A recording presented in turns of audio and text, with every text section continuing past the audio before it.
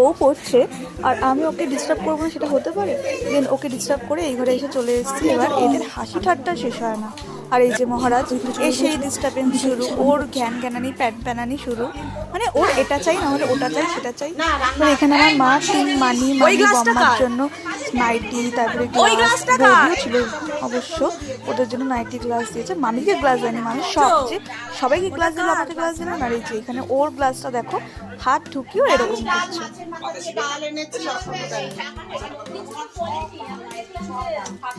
হ্যাঁ মামি, আমি যার কথা যেটা বলেছি সে সেটাই নিল, দেখো। হ্যাঁ হ্যাঁ, সে সেটাই নিল পুরো। এই হলুদটার কথা বৌমা বৌদির জন্য বলেছিল, এই হলুদটা মামিকে দিল না। মামি শখ খেয়ে গেছে, বললাম না গ্লাসটা তো মামি শখ খেয়ে গেছে। মামি খালি নাইটি দিয়ে কাজ সেরে, মামিকে দেয়নি তো এই জন্য মামি একদম পুরো মানে স্টপ হয়ে গেছে, যে কি হলো আমাকে দিল না কেন। এই দেখো বাড়ির থেকে আসার সময় বললাম না কি সুন্দর হাওয়া যাচ্ছিল, হাওয়াটা পরিণত ঝড়ে এসে দাঁড়িয়েছে। এত সুন্দর হাওয়া দিচ্ছিল, ঝড় ছিল, তার মধ্যে দূরে তো প্রচুর উঠছিল।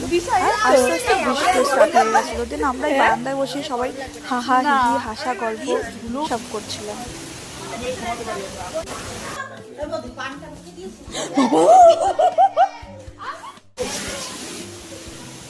এখানে আমি একটু হাওয়ার ফিলটা নিচ্ছিলাম।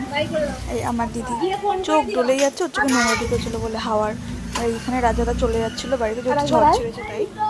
এই যে হ্যালো সবাইকে, চিজ। করিস না,